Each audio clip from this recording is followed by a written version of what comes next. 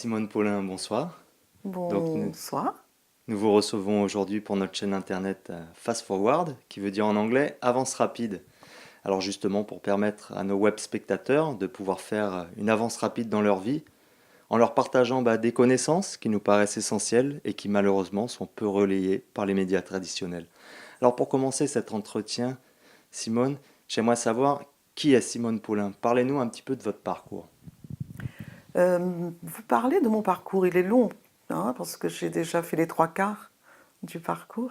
Alors, ça serait intéressant que vous me disiez de quel parcours voulez-vous que je vous parle de mes origines, de pourquoi je suis en Guadeloupe, ou vous préférez un parcours plus spécifique afin que je puisse vous répondre sans faire de bavardage. Ah non, on veut vous connaître simplement, où vous êtes né, comment ça s'est passé, sans forcément passer une heure, mais voir un petit peu qu'est-ce que vous avez D'accord, traversé dans la vie. d'accord. Donc, je suis niçoise. Émigrés, mes parents étaient des émigrés, et j'aime à dire aujourd'hui que nous n'en souffrions pas puisque nous ne le savions pas. Pourtant, on nous appelait Rita, le spaghetti, mais on n'avait pas conscience de ce que ça voulait dire. On était très très très naïfs, très candides et pas du tout instruits.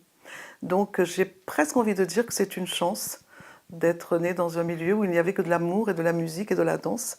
Et la rue, les quartiers, les, les amis, les fêtes. Et donc ça laisse pendant très longtemps une candeur. Et de par cette candeur, j'ai traversé professionnellement. À chaque fois que j'avais appris suffisamment dans un métier, je faisais une formation pour passer dans un autre, jusqu'à ce que je m'oriente vers mes deux passions, qui étaient d'une part la médecine et d'autre part l'art. Donc je chantais.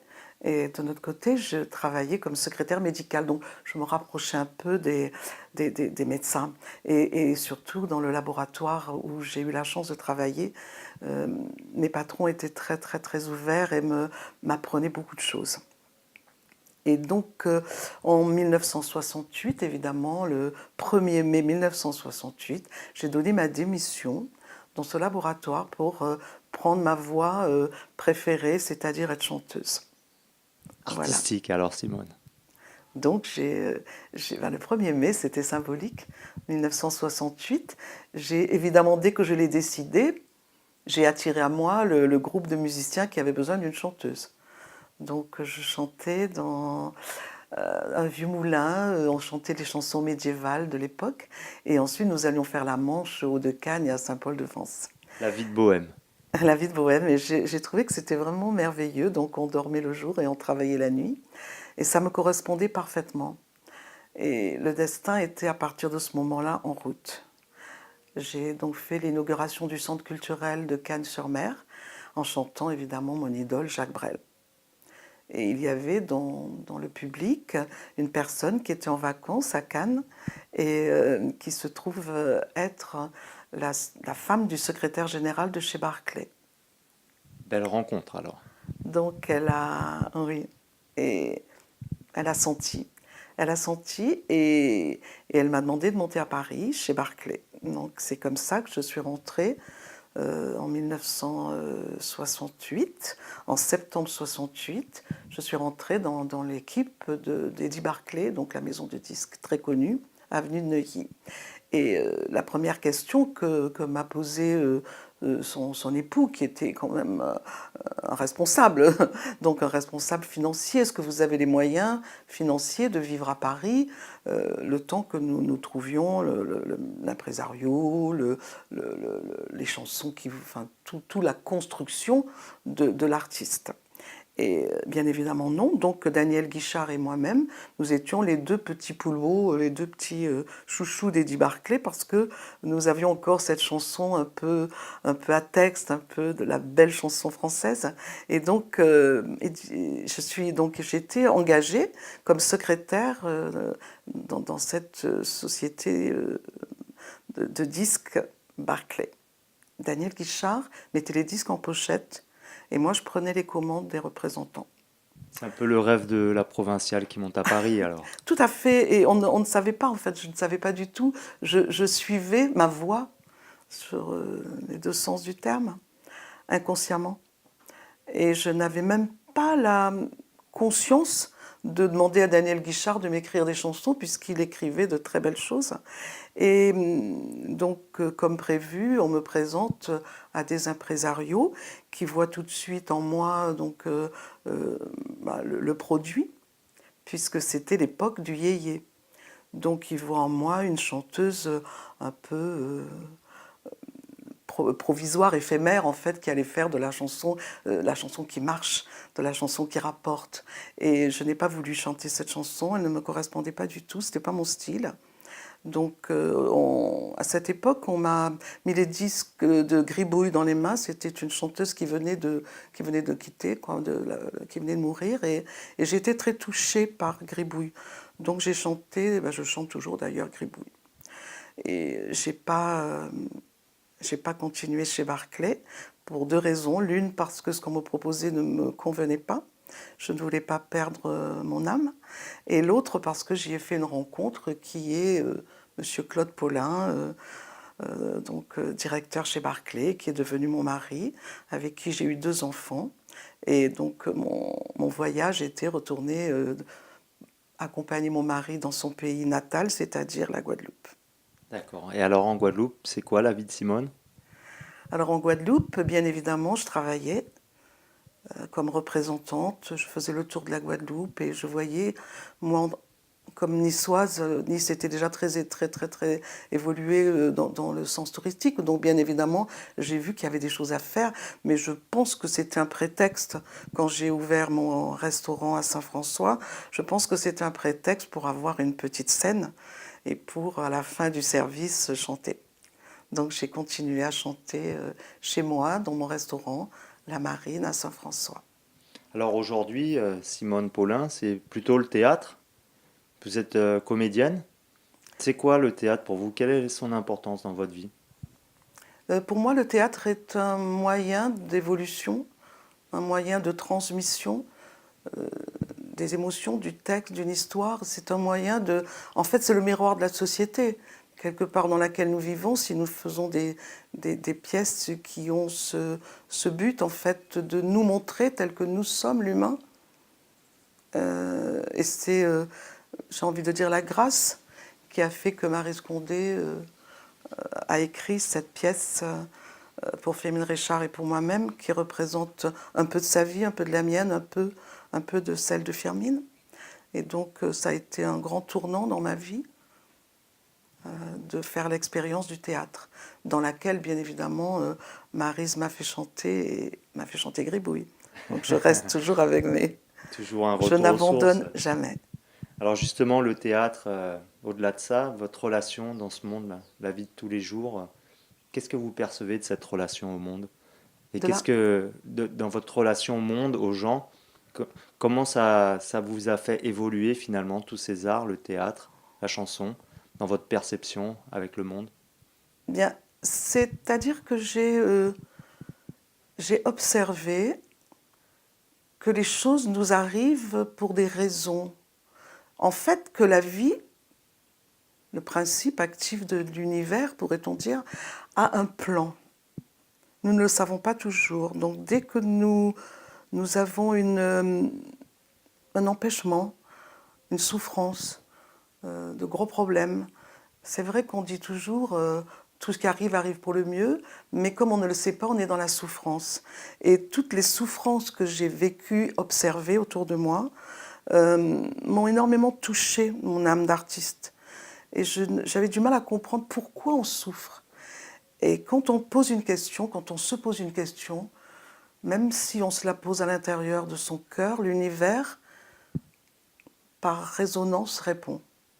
Et je me suis donc retrouvée à être devant une formation de thérapeute. Et c'est là où j'ai pris conscience que mon rêve d'enfant, médecin, artiste, c'était la même source. C'est la source du don à la vie. C'est la source de la recherche du sens de la vie. Et j'ai fait une formation de fasciathérapie. Alors justement, j'avais envie d'y venir. Cette envie que vous avez de soigner les âmes, Justement, moi, je vous ai rencontré par rapport à la fasciathérapie. Est-ce que vous pouvez nous expliquer un petit peu justement ce que c'est la fasciathérapie, comment ça fonctionne et à quoi ça sert? Donc la fasciathérapie a été proposée en formation par Dany Bois, qui était kinésithérapeute, ostéopathe, et qui s'est aperçu, en travaillant sur le corps des gens, que les gens amenaient leur corps chez le kiné, mais qu'ils n'y habitaient pas dans ce corps. Et il s'est aperçu que très souvent la maladie s'installe quand il n'y a plus le mouvement de vie dans le corps. Il s'est donc aperçu par le toucher qu'il y avait une densité dans la matière qui empêchait l'humain d'évoluer, d'être ou d'être dans son corps. Donc complètement connecté avec le haut et le bas. Donc j'ai fait cette formation parce qu'elle ne nécessitait pas de faculté d'études, puisque je n'avais pas du tout la possibilité intellectuelle d'apprendre tout simplement ce qui s'apprend. Mais par contre, j'avais le ressenti de comprendre par le toucher ce qui se passait dans le corps.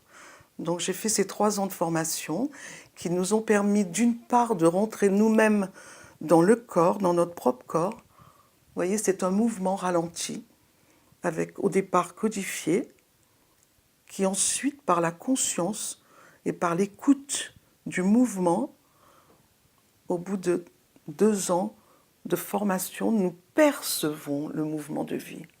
Et nous nous rendons compte dans notre corps l'endroit où nous sommes figés. Et après, nous traversons par le toucher la matière qui nous permet d'avoir accès à cette membrane. On retrouve quand on coupe de la viande cette membrane un peu caoutchouteuse, un peu transparente. Cette membrane recouvre tous les organes. On parle du péritoine quand ça recouvre les viscères, on parle du péricarde quand ça recouvre le cœur, ou de la plèvre quand ça recouvre le poumon. Donc cette membrane a imprimé dans cette peau tout ce qu'a vécu l'humain, tout ce qu'a vécu la personne, sa lignée et l'humanité. D'accord, c'est une mémoire cellulaire. Justement par rapport à ce que vous dites de cette membrane, je crois qu'en 2018, il y a eu des avancées spectaculaires au niveau de la Oui, science, j'ai puisque appris. on a découvert, comme on a pu voir, ou certains qui l'ont vu, le 80e organe du corps humain, qu'ils ont nommé interstitium, mais qui représente vraiment cette membrane à l'intérieur du corps, qui est même l'organe le plus grand du corps. Donc, est-ce Tout à qu'on fait. peut dire que justement ce qu'ils ont découvert cette année, c'est sur quoi vous travaillez depuis des années? Oui. En fait, vous savez, les responsables de la santé dans un pays ont des responsabilités. Il est bien évident que la fasciathérapie avait des transformations très grandes au niveau de la personne traitée. Et le thérapeute qui accompagne doit avoir une grande solidité pour permettre de faire un point d'appui dans le corps de la personne, pour que le corps de la personne retrouve cette présence subtile qui permet la guérison. Donc, je pense que c'était quand même très, très, très normal de faire très attention à qui pratique la fasciathérapie. Parce que l'orgueil des gens fait souvent beaucoup de dérives. Nicolas, vous voyez, nous le voyons dans plein de sujets si vous êtes intéressé par ce que nous voyons avec les marabouts, donc on pourra en parler scientifiquement. Donc il y a énormément de gens qui prennent pouvoir sur l'autre. Et la fasciathérapie peut également transformer tellement la personne qu'il faut avoir une certaine rigueur, une certaine...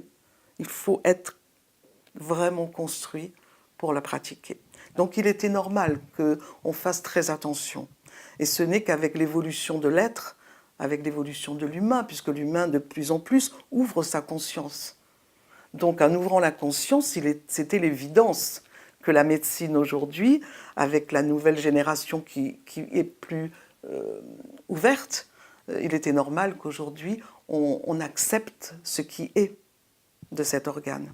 Est-ce que pour vous, ça a transformé votre pratique, le fait que la science, la biologie reconnaissent la réalité de cet organe? Est-ce qu'il y a une transformation chez vous ou chez vos patients dans la manière dont ils vous perçoivent?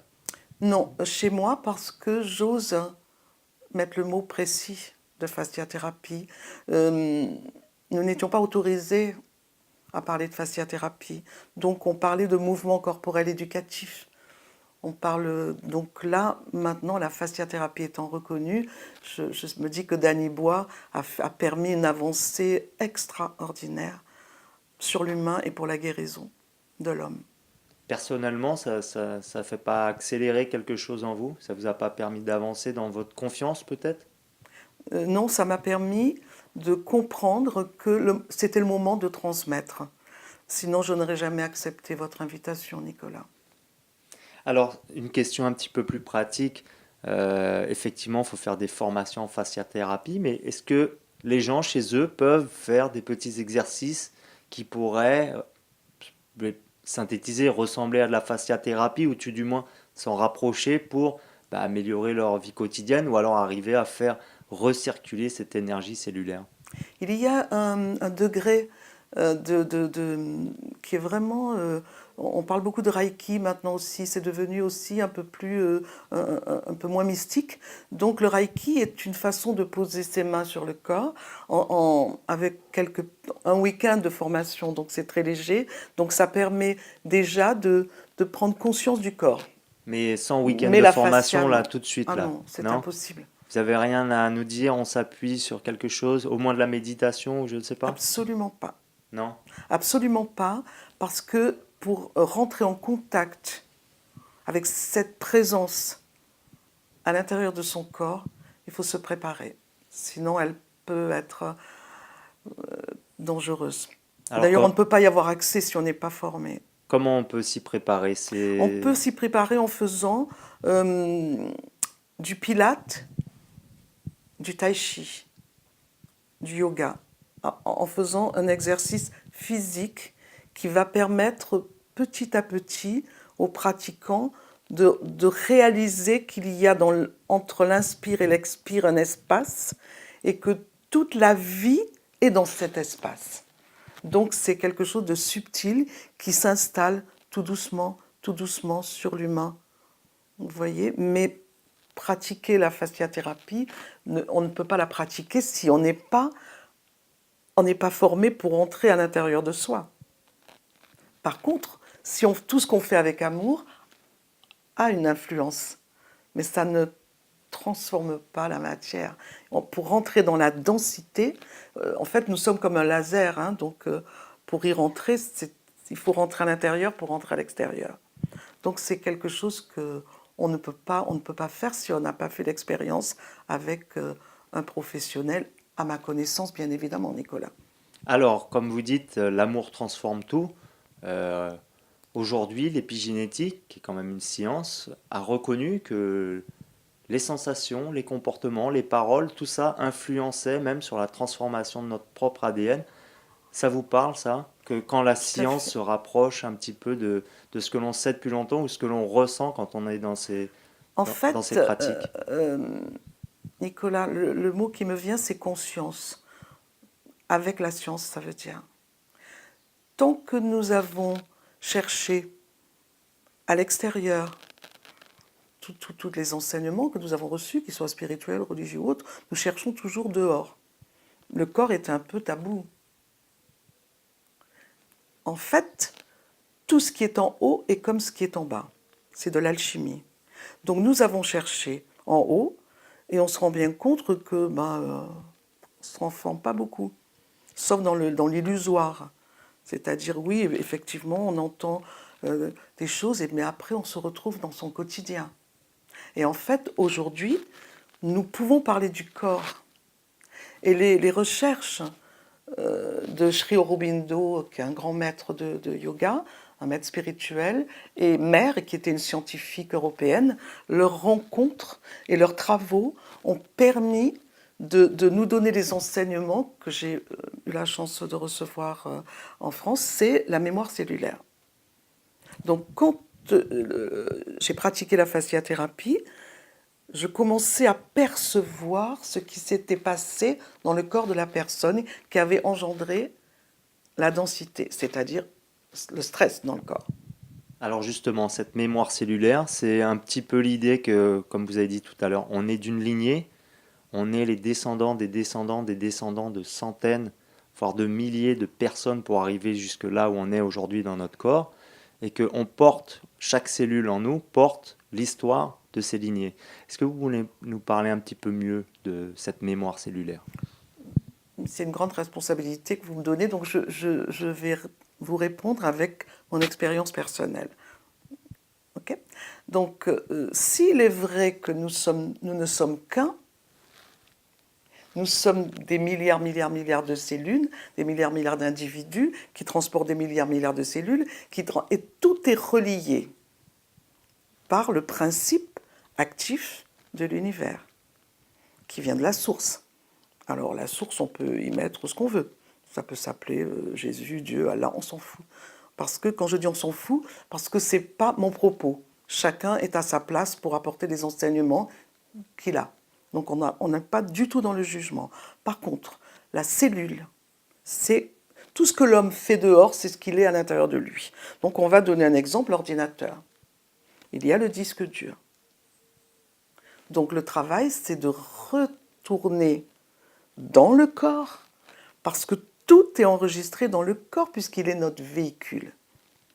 Et notre cellule transporte toute la mémoire des vies passées, la mémoire de notre lignée.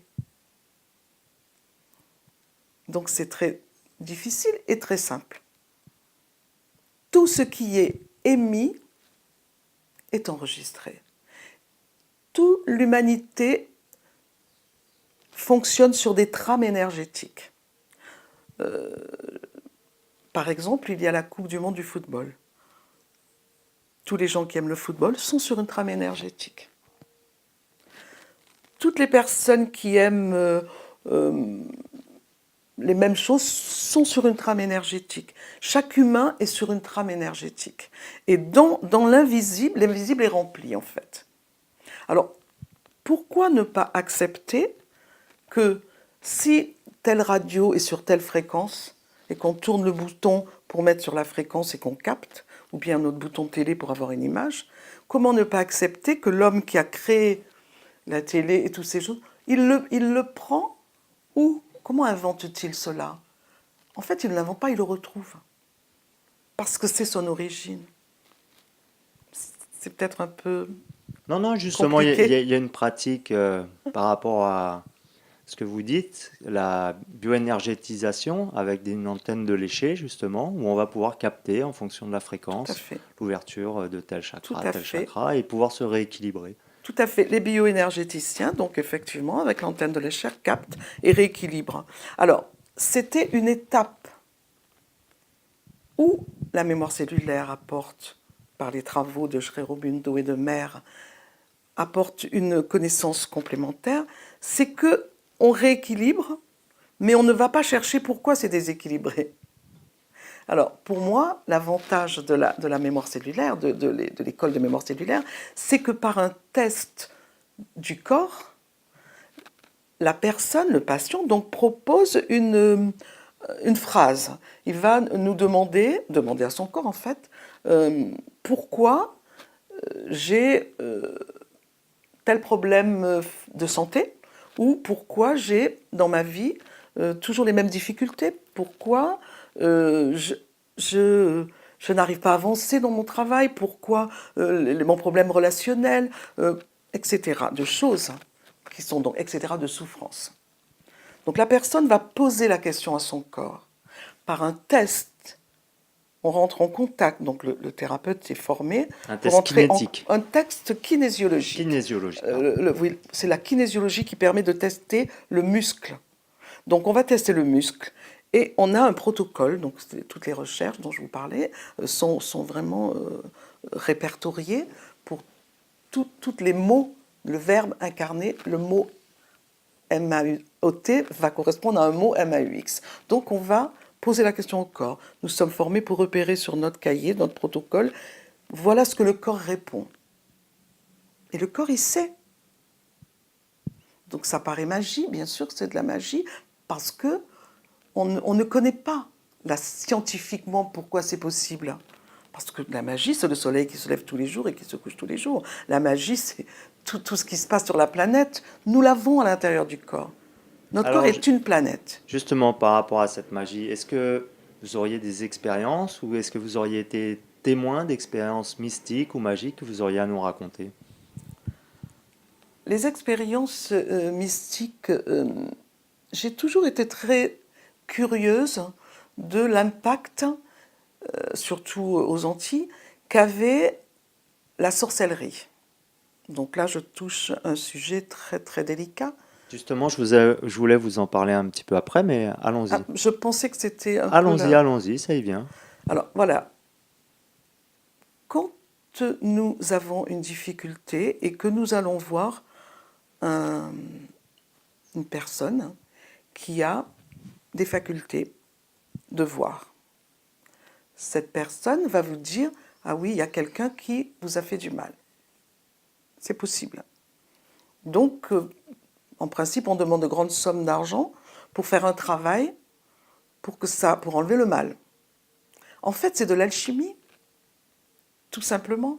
La personne qui utilise ça, c'est parce qu'elle est dans sa mémoire cellulaire, de par probablement ses origines ancestrales lui ont transmis. Dans ses ancêtres, elle avait des personnes qui avaient la connaissance, et que dans ce monde d'argent et de business, on utilise ses facultés pour faire du mal. Alors, ça veut dire quoi? Ça veut dire que, et ça répond précisément à ce que vous demandiez précédemment, Nicolas, quand on aimait quelque chose, si je vous dis que vous êtes un couillon, votre corps va frémir parce que c'est désagréable, parce que vous comprenez le français. Si je vous dis que vous êtes beau, votre corps va... voilà. Donc tout ça, c'est toujours, est-ce qu'on aimait quelque chose avec amour ou avec haine? Et ceci engendre la guérison, l'amour, la haine, la maladie. Alors justement, dans notre cosmogonie ou nos pratiques en Guadeloupe, on est souvent sur ce qu'on pourrait appeler de la magie noire, de la sorcellerie. On est souvent dans une identité un petit peu négative de l'utilisation des forces spirituelles. Euh, Qu'est-ce que vous en pensez, vous? Parce que l'homme qui a dans sa mémoire ou dans ses recherches s'est cru arriver, il est dangereux. Parce que c'est de la croyance. Le plus grand problème de l'humanité, c'est la croyance. Si je crois que je suis une grande sorcière, je vais étudier quelque chose et vous allez le croire. Donc c'est le danger. C'est pour ça que vous m'amenez sur un terrain très subtil, mais comme je l'ai étudié scientifiquement, plus rien ne me fait peur. Il y a les réponses scientifiques. Tout ce qui est avec amour. Et le non-amour, c'est le contraire de l'amour. Donc, et en même temps, c'est l'ombre et la lumière, l'équilibre de la planète. Alors justement, parlant d'équilibre de la planète, de non-amour, on est dans un monde qui est dramatique. On va vers l'effondrement de notre civilisation, que ce soit écologique, financier. On a perdu plus de 60% des insectes dans les 40 dernières années. Les abeilles, on ne s'en préoccupe pas. Dans ce monde où tout va mal, est-ce que vous pensez que justement les pensées des humains ont quelque chose à voir avec tout ce qui se passe? C'est l'ignorance qui a à voir avec tout ce qui se passe. Si nous ne sommes pas conscients, nous en revenons toujours à la conscience, Nicolas. Si je ne suis pas consciente quand je laisse ma timbale en plastique qu'il faut autant d'années pour que ça se désagrège, je souille ma planète. Et je vais peut-être me faire des ennemis, mais j'ai reçu un enseignement d'un grand maître qui disait « Occupez-vous de vous, la terre s'occupe d'elle-même ». Donc, pour moi, mon intention, mon souhait, c'est de mettre le plus possible mon expérience, les enseignements que j'ai reçus, pour que nous nous occupions de nous. Parce que la planète, elle se régénère. La planète, elle sait ce qu'il faut faire. La planète, elle sait très bien. Quand on l'embête d'un côté, elle fait ça et tout s'effondre. Tout ce que nous faisons dans l'ignorance a une conséquence sur la planète, bien évidemment. Mais nous le faisons aussi pour nous, puisque nous ne savons même pas qui nous sommes. En fait, nous sommes une planète, et dans notre corps, il y a les petites rivières. Est-ce qu'on va polluer les rivières? Donc évidemment, les naturopathes, les diététiciens nous informent, attention. Vous voyez, c'est toujours une conscience. Et quand vous me parlez de tout ce qui va mal, c'est parce que nous avons les médias qui nous le disent. Mais tout a toujours été. Alors Simone, est-ce que vous auriez des clés justement pour permettre à nos web spectateurs de faire un saut de conscience et de faire à leur tour peut-être leur évolution qui ferait évoluer notre planète? Exactement, c'est de se faire enseigner. Et enseigner sans récupération, sans dogme. Parce que tous les enseignements aujourd'hui confortent la matrice. Vous savez, ce fameux égrégore, c'est comme un fascia quelque part. Alors il faut Un sortir de fascia là. Eh spirituel. ben, on pourrait dire que l'égrégore, c'est la matrice subtile qui tient les gens dans cette conscience et tout le monde avance en mouton. Donc c'est de faire des pousses nouvelles. Voilà. Et on prépare le terreau et on fait des pousses nouvelles. Et tout le nouveau monde est en train de se mettre en place. Mais puisqu'il se met en place, il pousse l'ancien. Mais alors Donc c'est pourquoi on le comment on voit pourrait beaucoup. les inciter, nos web spectateurs, et à faire quelle action concrète? Travailler sur soi. Travailler sur soi, se faire enseigner. Tout est possible aujourd'hui. La preuve, vous êtes là, Nicolas. Donc c'est bon, ma petite expérience, mais mes professeurs ont bien évidemment écrit des livres, que ce soit le professeur Aziz Al-Amrani, qui est un grand médecin euh, qui enseigne toutes ces choses-là. C'est de l'alchimie. Nous devons transformer le plomb en or. Mais si nous restons dans des enseignements anciens qui étaient des dogmes, nous restons dans la dualité. Aujourd'hui, l'humain doit travailler sur lui, rechercher dans le corps, tout est dans son corps. Et l'autre, c'est lui. Nous ne sommes qu'un, mais nous ne le savons pas. Acceptons que quand l'autre nous fait quelque chose, on n'est pas responsable. En fait, il nous montre qu'est-ce que ça touche chez nous. Tout ça, c'est un enseignement. Donc, ce que je propose, c'est de plus en plus d'essayer d'ouvrir les consciences déjà pour que nous puissions avoir, eh bien, en même temps que les images de guerre, de haine, les images sur la conscience et sur l'amour, pas eau de rose. Hein. Parce que bon, on a dépassé ça là aujourd'hui, le rose et le bleu. On peut rentrer dans une autre dimension. Et dans cette autre dimension, toute l'humanité monte et respecte par la connaissance. Passer à un autre état vibratoire, un autre état de conscience. Qu'est-ce que vous lisez en ce moment, vous, Simone Paulin? Moi, en ce moment, donc j'ai lu évidemment tous les enseignements de mes maîtres et de mes professeurs. En ce moment, le maître qui me correspond le plus à ce que nous vivons aujourd'hui, c'est Omram Michael Ivanov. C'est un maître bulgare, un philosophe bulgare Vous qui a pouvez vécu en nous épeler France. Ivanov pour les gens qui veulent googler. Je ne sais pas l'écrire vraiment. Omram Michael Ivanov. Je ne pourrais pas écrire Par un I, Ivanov. ça commence par un I. Omram, c'est O-R-A-H-M. Michael, Ok. Ivanov, A-I-V-O-N. Enfin, on le trouve sur Internet. Il a laissé, cet homme a laissé des livres incroyables. Il a laissé des livres sur la pensée du jour qui correspond parfaitement à ce que nous vivons aujourd'hui. Et je lisais ce matin sa pensée où il disait justement que l'homme ne sait pas qui il est. Et donc, en fait, il n'est pas conscient, en fait. C'est vraiment...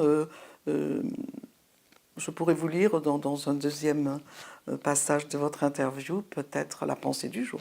Mais est-ce que justement cette perte de conscience, elle n'a pas été faite consciemment par nos dirigeants pour nous mettre finalement en esclavage? Alors, ça, Nicolas, ça n'engage que moi et mon expérience. L'enfant croit toujours que c'est la faute de son papa. Quand il est adulte, il devient libre. il est indépendant. Donc il est bien évident que nous nourrissons nos bourreaux. Tant que nous restons dans la dualité, c'est bourreau-victime. Donc nous renforçons un bourreau et nous plaignons parce que nous sommes des enfants qui nous plaignons du bourreau. Exemple, les supermarchés, c'est nous qui allons porter. Donc c'est la conscience. Si vous êtes un marchand, votre rôle, c'est de vendre. Et si vous aimez l'argent et que vous en voulez beaucoup, eh bien votre rôle, c'est de vendre beaucoup. Donc vous allez regarder la société dans laquelle vous vivez et vous allez ou fabriquer ou faire fabriquer en Chine pour que ça coûte moins cher. On est tous co-responsables. Pourquoi penser qu'il y a une intelligence machiavélique qui ferait cela? C'est encore nous faire souffrir et c'est encore la dualité. Tout cela est l'ignorance. Quand l'homme aura changé son champ vibratoire, qu'il aura compris, tout se transformera. Alors comment justement on peut les aider? Comment on peut nous aider? Comment on peut tous accéder à cette modification de notre champ vibratoire? C'est ça. Vous me permettez, merci beaucoup Nicolas. Si moi je crois que je peux aider quelqu'un, c'est que je me prends pour. Je me prends pour Dieu, parce que je peux aider. Moi, venez, je vous guéris. Non, Quelle mais sans nous prétention. guérir, au moins donner des paroles comme les maîtres qui vous ont inspiré vous Chacun inspirent. de nous doit faire son travail. Le boulanger qui fait son pain doit choisir les meilleures farines. Chaque personne qui veut collaborer au mieux-être de l'humanité fait ce qu'il doit faire et le talent qu'il a pour faire ce qu'il y a de mieux. C'est de l'harmonie. Tout est art. Le feng shui, c'est de l'harmonie dans les formes, les couleurs. Tout est une science. Les couleurs sont une science. Ceux qui ont étudié les couleurs savent très bien que le président des États-Unis a une cravate rouge parce que la cravate rouge, pour la personne qui regarde, ça donne une sensation de puissance. De matérialisme. Oui, donc à partir du moment où on va chercher la connaissance, et grâce à Internet nous l'avons aujourd'hui, et accepter que nous sommes le représentant du divin sur Terre et qu'ensemble nous sommes le tout. Ce sont des recherches de haut niveau, quantique, ce que je partage avec vous. Mais je suis toute petite. J'ai juste eu la chance de rencontrer des grands maîtres, mais ces grands maîtres sont en vie et travaillent. Alors justement, Simone, est-ce que vous pourriez nous parler de vos mentors, vos maîtres, les gens qui vous ont inspiré? Qui sont-ils? Comme ça permettra aux gens de les découvrir s'ils ne connaissent pas. Et qu'est-ce qu'ils vous ont appris en gros? Donc mon éducation était religieuse, catholique. Donc moi, toute petite, quand je rentrais à l'église, j'étais en état extatique. Donc j'adorais Jésus, j'adorais la Vierge. Pour moi, c'était la merveille des merveilles. Et plus j'aimais mon premier maître, donc Jésus, plus mon cœur s'ouvrait et plus j'avais envie d'aller plus haut et de poser des questions jusqu'au jour où j'ai posé une question à un prêtre, il n'a pas su me répondre. Qui était? Un prêtre. Non, mais quelle était cette Je question? lui posais des questions sur justement la religion et pourquoi il y avait toujours cette souffrance, hein, pourquoi? Et il me disait, c'est parce que l'homme est pécheur. Et pour moi, le fait de, c'est ma faute, c'est ma très grande faute, dans le thymus, ne me convenait pas. Je ne pouvais pas le croire, je ne pouvais pas être dans cette croyance. Donc j'ai rencontré un jour un prêtre, Père Luc, qui est décédé donc dernièrement, qui avait la petite chapelle à Petit Canal. Et donc ce prêtre, me suis fait baptiser par ce Père voilà, Luc. donc ce prêtre m'a dit, oh Simone, il y a la foi qui t'est donnée, la croyance, parce que tu crois à ce qu'on te dit, et la vérité. Et là, évidemment, on a envie de chercher c'est quoi la vérité. Et quand on cherche, j'ai donc été attirée par résonance avec l'enseignement du Siddha Yoga. Le Siddha Yoga, ce sont des enseignements de maître à disciple, donc Baba Nityananda en Inde, qui a donné la connaissance à Baba Muktananda. Baba Muktananda a apporté la connaissance et les mantras dans le monde, et le successeur de Baba Muktananda, et encore aujourd'hui, Guru Mahi Shidvilasananda, qui est un grand maître. Et donc j'ai fait l'expérience de ces enseignements-là, jusqu'au jour où, à New York, dans l'ashram, le maître a dit, l'ashram est trop petit, il n'y a pas de place, ce n'est pas la peine de vous raser le crâne et de vous mettre des grands hommes, le centre, c'est vous. Et ce jour-là, j'ai eu l'éveil. J'ai compris qu'elle nous montrait ce que nous pouvions atteindre et qu'il était temps de le faire dans le ici et maintenant chez vous. Et je suis rentrée au domaine de Birmingham et j'ai fait un centre culturel. Parce que pour moi, c'était l'art. L'art, il y avait la naturopathie, il y a toujours d'ailleurs, et c'était le moyen ensemble de mettre en place des petites graines pour faire évoluer les humains, voilà le travail. Et j'ai rencontré ensuite à Dorgemont un maître, un grand prêtre africain essénien.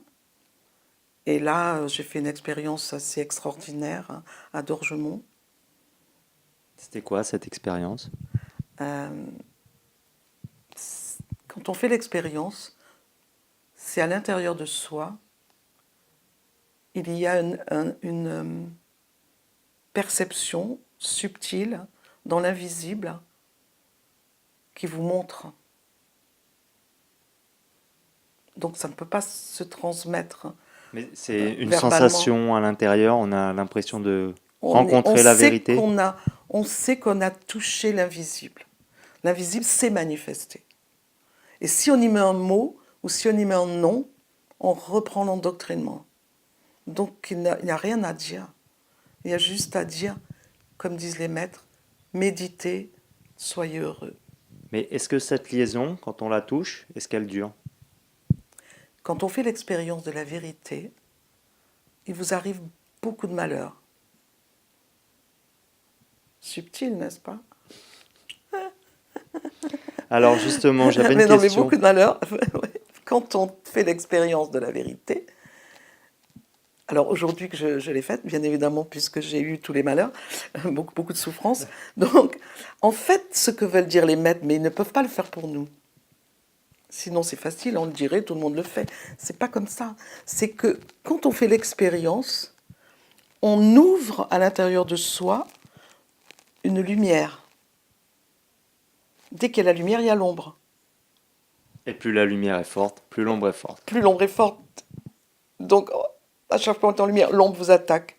Et alors, on reste dans cette conscience de l'ombre m'attaque. Jusqu'à ce que, par le travail, les enseignements, aller chercher plus loin que les enseignements spirituels, aller chercher dans la science et dans le corps, on comprend que nous transportons dans notre matière tous les maux de l'humanité. Donc ils se manifestent pour les transcender. Donc c'est de l'alchimie. Donc en fait, quand on quitte son corps, on n'est pas ce corps, n'est-ce pas? Nous habitons ce corps, c'est un véhicule terrestre. Ce corps, quand nous quittons le corps, il retourne, en fait, À la poussière. il retourne à la poussière, mais il va au recyclage. Donc tout ce que nous faisons aujourd'hui pour la planète, c'est la même chose pour nous. Recycler, transformer le plomb en or.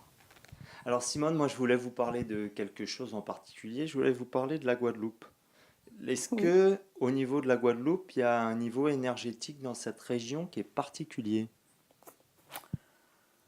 Vous me posez des questions qui me font dépasser un petit peu le cadre de ce que je m'autorise en fait, parce que dans les études de sciences énergétiques, on nous a parlé d'ondes de forme.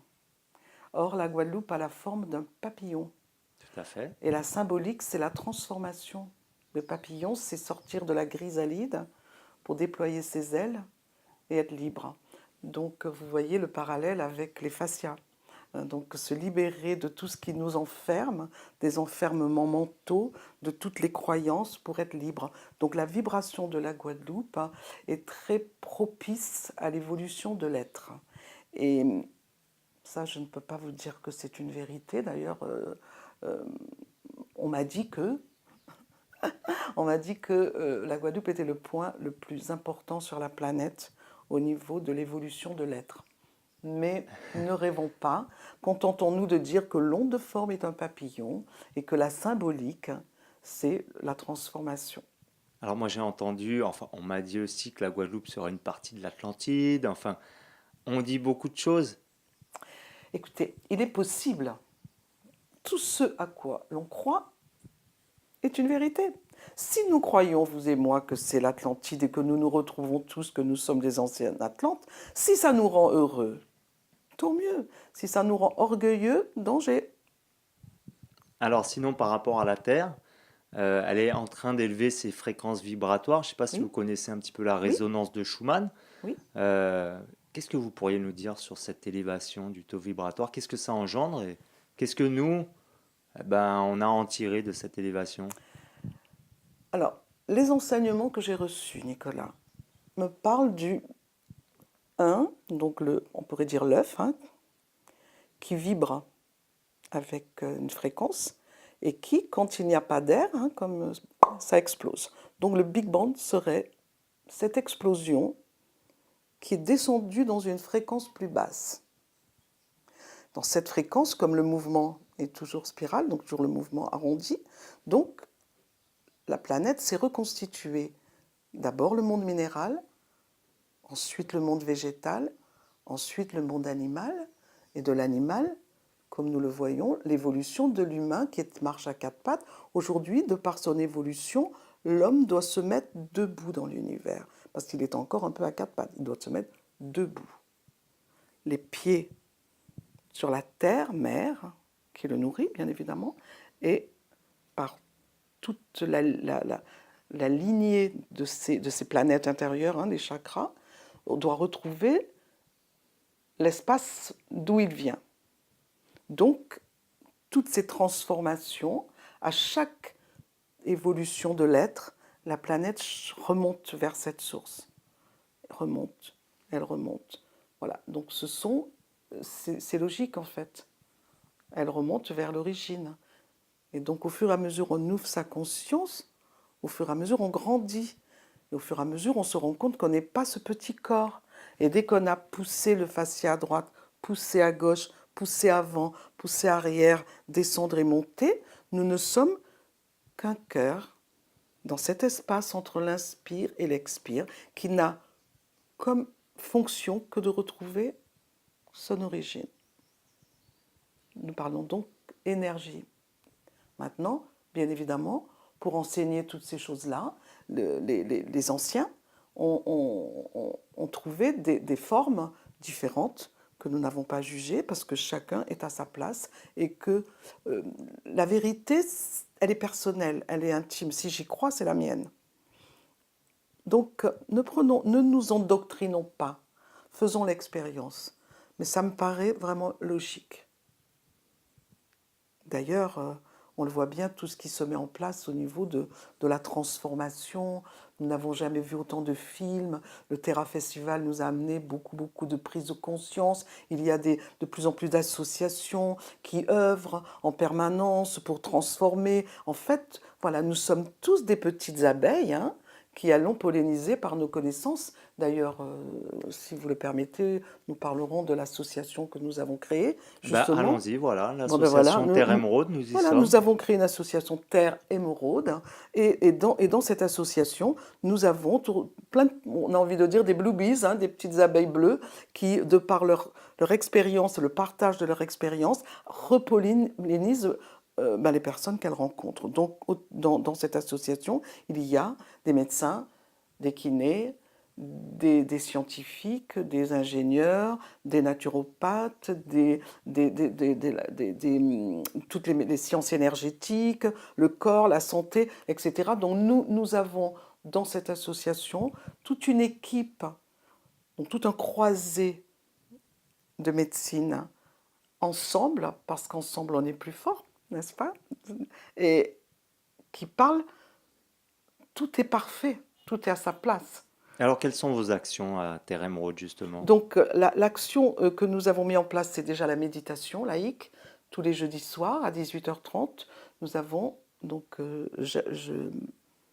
je partage avec les personnes qui sont là, parce que comme je fais un petit peu avec vous, certains de mes enseignements, et nous faisons une méditation où nous allons descendre dans la conscience du corps, jusque dans la terre, de façon à faire l'expérience de ce que nous sommes beaucoup plus grands, et de façon à nous aligner.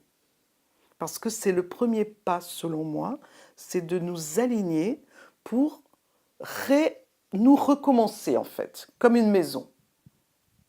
On pourrait imaginer une maison. Si elle n'est pas construite, donc qu'est-ce qu'il faut pour une maison? Il faut un architecte, n'est-ce pas? Et des Donc fondations. l'architecte, on peut dire le créateur, c'est un architecte aussi. Dans certains mouvements, on appelle le créateur un architecte. Donc il faut un architecte. Comment l'homme se construit? Dans sa famille, l'enfant se construit avec l'image de sa mère et avec l'image de son père. S'il n'a pas l'image du père, il y a une partie de lui qui n'est pas construite. Donc on peut le compenser avec l'image d'un prof de sport, d'un oncle, d'un parrain, mais qui joue le rôle du modèle.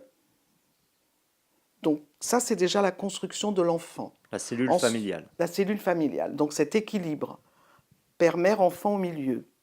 Donc les parents, évolués, apprennent à leurs enfants. Donc c'est la mère au départ, c'est la mère qui travaille sur ça, mais nous en reparlerons probablement dans une autre émission. Là, nous parlons de comment se mettre debout dans l'univers. Donc pour se mettre debout dans l'univers, regardons bien par un travail sur soi, dans le développement personnel, avec un psy, avec un psychologue, avec tout ce que l'on veut. Tout est parfait, en fait. Hein. C'est un cheminement. Donc pour savoir qu'est-ce qui nous a manqué dans notre construction, dans notre enfance. Ensuite, nous portons la lignée. Parce qu'il n'y a pas que la couleur des yeux, la couleur des cheveux. Il y a aussi la lignée. Donc, qu'est-ce que nous portons qui nous donne de la santé ou pas? Donc, nous devons aller chercher dans les mémoires tout ce qui s'est passé dans nos ancêtres pour le rendre à la terre qui saura très bien le transformer. Donc, on s'allège, on pose tous les bagages. Ensuite, comment nous fonctionnons? Comment on mange? Donc là, en ce moment, il y a énormément les agriculteurs nous partagent énormément avec nous la nouvelle façon, enfin l'ancienne, hein, plus exactement, revenir à une agriculture saine, toutes les nouveautés dans l'agriculture. Les agriculteurs font un travail magnifique de transformation et nous avons de plus en plus des diététiciennes, des naturopathes qui font des ateliers pour déjà détoxiner le corps et pour regarder comment on mange, quel est l'impact de la nourriture sur notre corps et sur notre esprit. Comprendre qu'il faut jeûner, parce que le corps, quand il est en jeûne, on le met au repos. Donc comme sa fonction intelligente, l'intelligence du corps sait très bien ce qu'il faut faire. Ce n'est pas nous qui lui disons de digérer, c'est lui. Donc il sait très bien ce qu'il faut faire. Cette fameuse intelligence, hein, le principe actif de l'univers, il sait comment faire. Donc il va pouvoir nettoyer déjà lui-même tout ce qu'il peut nettoyer. Donc ça, c'est déjà une science traditionnelle qui revient de plus en plus. Donc regardez, dans la nourriture, sur la langue, Omran Michael Ivanov le décrit très bien, nous avons des petits capteurs. Des papilles. Et l'aliment a une énergie. Donc, il nous offre cette énergie. Donc, nous le mangeons et nous ne le remercions jamais, en fait. Alors qu'au moment où nous mangeons, de être conscient de cette merveille que de déguster une mangue, nous pensons jamais à cette merci, comment j'honore cet arbre qui me donne ça. La gratitude. Voilà, la gratitude. Donc, en fait, être conscient. Pour ce qui concerne les animaux, c'est aussi une évolution. Le corps matière que nous avons est en fréquence avec l'animal, puisque nous avons des pulsions animales, ou nous avons des comportements de bagarre et tout, donc nous sommes encore un peu animal. Donc évidemment, nous avons besoin de manger de l'aliment animal parce que nous sommes en devenir. Est-ce que le fait de manger des animaux, on voit qu'il y a beaucoup de véganes ou de gens qui sont végétariens. Ceux qui sont prêts? Est-ce que vous pensez que ça a une importance d'arrêter de s'alimenter de cette souffrance animale ou... Rien, non. Pour moi, je dirais non. C'est une question de conscience. Plus on évolue, plus on est conscient, plus on se transforme, moins nous avons besoin de prendre des aliments morts, avec la souffrance animale qui est dans la mémoire. Donc, il y a une transformation de nous, on en parlait au début, c'est-à-dire nous mettre debout dans l'univers. Plus nous allons devenir légers, évoluer, nous n'aurons même, il y a des expériences d'êtres qui ont déjà atteint ce niveau de conscience qui se nourrissent que par l'air, De prana, de lumière. de prana et de lumière. Donc, Il y a un très le beau plus documentaire dangereux, d'ailleurs. c'est de vouloir être ce qu'on n'est pas. De vouloir être là où on n'est pas encore là. Si vous n'êtes pas encore là, il n'y a aucune culpabilité. C'est la culpabilité qui garde l'humain dans la souffrance. Moi, j'ai envie de manger une viande, je n'ai aucun problème. Je mets ma main sur la viande pour la mettre à ma fréquence, mais c'est aussi une croyance. Simone n'est pas Peut-être que c'est végétarienne vrai. alors. Mais pas du tout. Et petit à petit, je réalise que plus j'ai des lectures spirituelles, plus mon alimentation devient saine, naturelle. Plus je regarde des vidéos sur des êtres qui parlent de choses qui m'éveillent ma conscience, moins j'ai besoin de la lourdeur. Plus on s'allège, plus on est angélique quelque part. Donc c'est un glissement de la conscience mais sans culpabilité. La culpabilité de ce qui nous fait ce que nous sommes. On nous a dit qu'on était des pécheurs alors qu'on est Dieu. Sur Terre, on est quoi? On est le créateur, on est nous-mêmes créateurs. Alors, l'alimentation, il y a des connaissances très importantes, mais tous les petites abeilles, les bluebees sont... En Guadeloupe, il y en a beaucoup en plus, parce que vraiment, la Guadeloupe est très, très, très riche énergétiquement. Il y a énormément de personnes qui parlent du feng shui. Comment vit-on chez soi, dans sa pièce? Quels sont tous ces documents qu'on garde pendant des années? Quels sont tous ces vêtements qu'on garde, on ne veut pas jeter? La gratiféria nous apprend tout ça. Libérons-nous, redonnons, faisons bouger. L'énergie bouge. À ce moment-là, ça nous allège. D'ailleurs, on le voit très bien quand on a fait son ménage à fond, on est fatigué, mais qu'est-ce qu'on est content. Donc on dort mieux. Tous les outils énergétiques, comme les télés, on nous dit attention aux méfaits. Mais le corps, il a une grande faculté d'adaptation. Mais soyons conscients, on est dans ce monde nouveau. Bien évidemment, on peut pas... bon, ok, il faut aller avec ce monde nouveau. Il faut juste le connaître pour le maîtriser tout cela et pour se régénérer dans la rivière, se régénérer dans la mer et se régénérer par la nourriture, les livres, les émissions, qu'est-ce qu'on regarde, qu'est-ce qui nous nourrit. Et là, nous nous transformons. Le but, c'est de devenir conscient de... D'ailleurs, on parle de nettoyer devant sa porte. Donc, on va se nettoyer. Quand on dit qu'une personne, elle est dans les nuages, ben c'est parce qu'elle n'a pas encore fait l'expérience de la Terre, où elle est en souffrance. Quand elle descend dans la fréquence Terre, pour quelle raison? C'est aussi un enseignement. Les personnes qui sont trop terre à terre, qui ne voient pas plus loin que le bout de leur nez, c'est qu'ils ne veulent pas ouvrir leur conscience. Les personnes qui sont à côté de leur pompe, ça veut dire qu'ils sont en déséquilibre énergétique pour les raisons que nous invoquions. Donc reconstruisons notre maison. Les piliers pour mettre enfin le toit, qui est vraiment ce qu'on met en dernier, c'est-à-dire vraiment, d'ailleurs, la forme du toit nous le dit bien. Alors Simone, comment on pourrait fréquence. ouvrir justement les gens qui n'ont pas conscience de ça? Est-ce qu'il y a un mode, une facilité pour avoir accès à eux? Parce qu'on dit toujours on ne peut pas forcer un aveugle à voir, mais quelle solution on aurait justement pour arrêter de boire du soda, manger trop de sucre, aller au supermarché, acheter des produits qui viennent d'ailleurs plein de pesticides? Comment on pourrait aider les gens justement à comprendre tout ça simplement? Toutes les abeilles, toutes les bluebees sont à leur place et font leur travail. Nous en sommes conscients.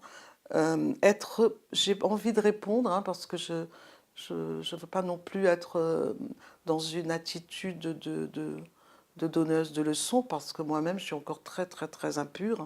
Hein. Mon cœur est pur, mon esprit, mais mon corps, pas du tout, parce que j'ai pas encore vraiment... donc j'ai du mal à vous dire. Ce que l'on peut faire, je crois, c'est être l'exemple. Apporter le meilleur avec Bah, soi-même. c'est-à-dire, quand on a le cœur, vous voyez, Birmingham, tout ce que nous y avons fait a fait de ce lieu un lieu de haute fréquence. Les gens arrivent, tout le monde arrive. Ah, mon pauvre, on aime bien Birmingham. Eh bien oui, parce que il y a eu toute cette prise de conscience qui a nourri, le lieu était déjà un lieu de supraconscience. Eh bien, faisons de notre maison, par nos pensées, par notre amour, par la façon dont nous comprenons l'autre, dont nous avons de la compassion. Faisons de notre maison intérieure et extérieure un havre de paix et militons, là par contre, militons pour avoir une place dans les médias. Alors, je voulais vous parler, on évolue tous donc à chaque rencontre, chaque lecture, comme on l'a vu. Vous, Simone, en ce moment, vos aspirations, quelle est votre soif de savoir, ou plutôt qu'est-ce qui vous attire et qu'est-ce que vous avez encore envie d'apprendre? Alors, je fais comme les politiques, très bonne question, le temps que je, le temps que je réfléchisse. Alors, pour moi, c'était accomplir mon devoir de mère.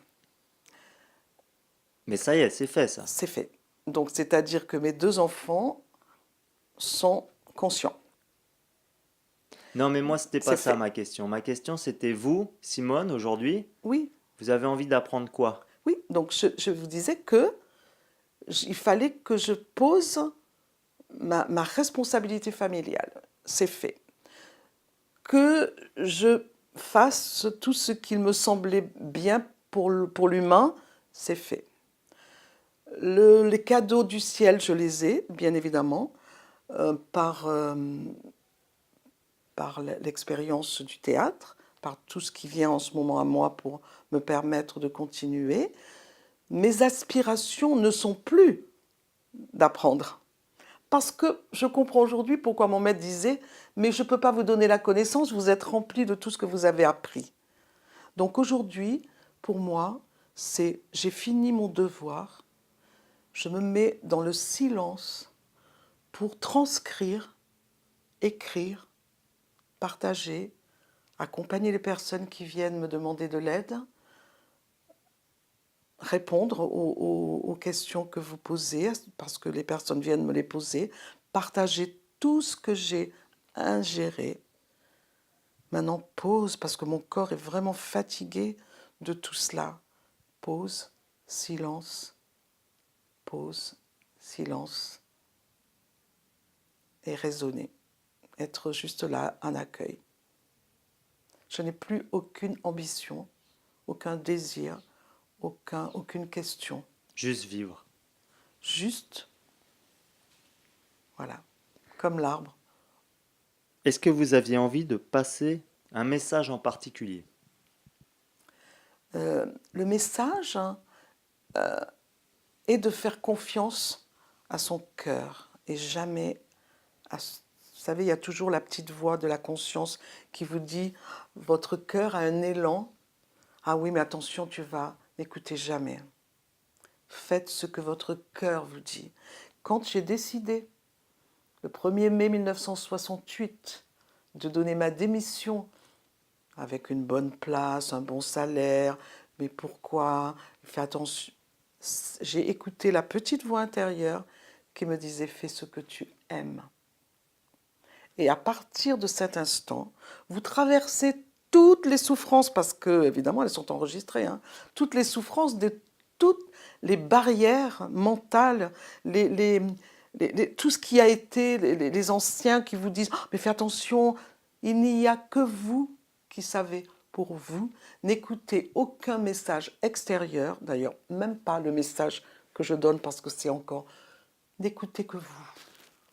Parce que la partie de vous, entre l'inspire et l'expire, quand vous fermez les yeux, que vous vous posez sur vos ischions, vous rentrez en contact avec le cœur. Il sait. Personne d'autre ne sait. Mais pour arriver à écouter le cœur, faut faire taire la tête. Pour arriver à écouter le cœur, il faut faire travailler tous les jours la méditation.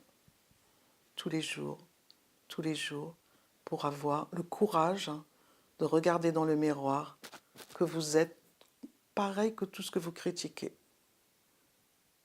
et accepter son ombre. Quand on a accepté son ombre, l'ombre ne se sent plus en danger.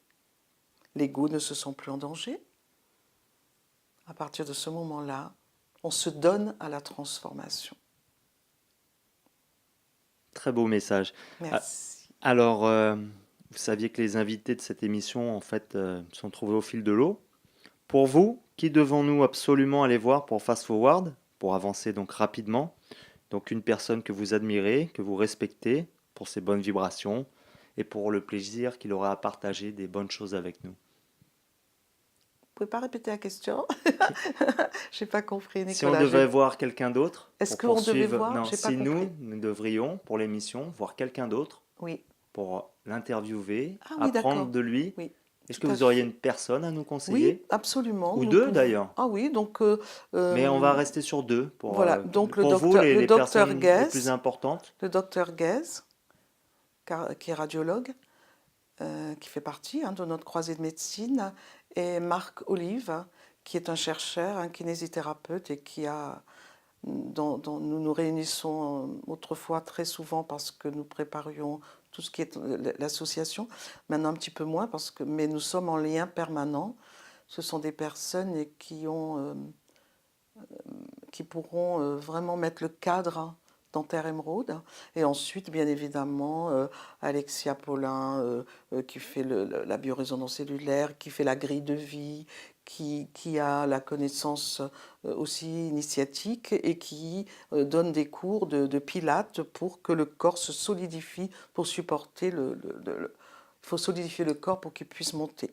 Voilà, et il y a également Maïté Perrault, qui est un ingénieur agronome et qui a fait toute cette rencontre avec Serenity Island de tous ces thérapeutes. Il y a tout un groupe de thérapeutes, chacun à sa place, avec humilité et conscience, pourront eh bien, partager comme nous le faisons aujourd'hui grâce à vraiment le travail que vous avez fait sur vous, Nicolas. Moi aussi de vous dire que pour poser les bonnes questions, il faut avoir fait l'expérience. C'est gentil. Qu'est-ce que vous allez faire après, Simone Paulin? Là, une fois qu'on va se quitter, c'est quoi? Votre journée, Bah, votre déjà, après-midi? vous remercier, remercier la vie, remercier tous mes maîtres, remercier toutes les personnes autour de moi. Et donc, mon programme cet après-midi, à 18h30, c'est la méditation laïque. J'ai appelé laïque pour ne pas avoir de confusion avec des enseignements que je ne maîtrise absolument pas, même si j'en ai fait l'expérience. Alors, s'il y avait juste une dernière question que vous auriez aimé que je vous pose, ça aurait été laquelle?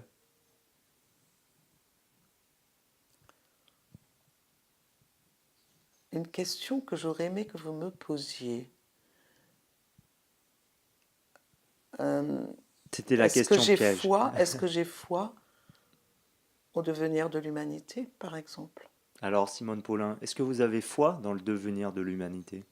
Restez quelques jours sans regarder des informations et rendez-vous compte que rien n'a changé autour de vous, sauf ce que vous faites. En fait, une grande foi, puisque, comme je viens de le partager avec vous, dès que la lumière se renforce, l'ombre se renforce, obligeant à monter plus haut jusqu'à la conscience. Super. Eh bien, écoutez, merci beaucoup, Simone Merci Paulin, à pour ce vous. bel échange. Merci à vous de m'avoir permis d'ouvrir mon cœur et laisser couler ma parole. On passera le bonjour à vos amis que vous nous avez recommandés. Oui, N'oubliez pas de faire de la pub sur notre chaîne Fast Forward sur Tipeee, Facebook, YouTube et incitez vos amis à nous laisser un tips. Pareil pour les web spectateurs, n'oubliez pas de vous abonner pour ne rien rater et venez tipser notre chaîne. Allez, au revoir. Merci encore Simone pour ce au revoir, moment au d'avance revoir. rapide. Merci, merci à tout le monde et courage.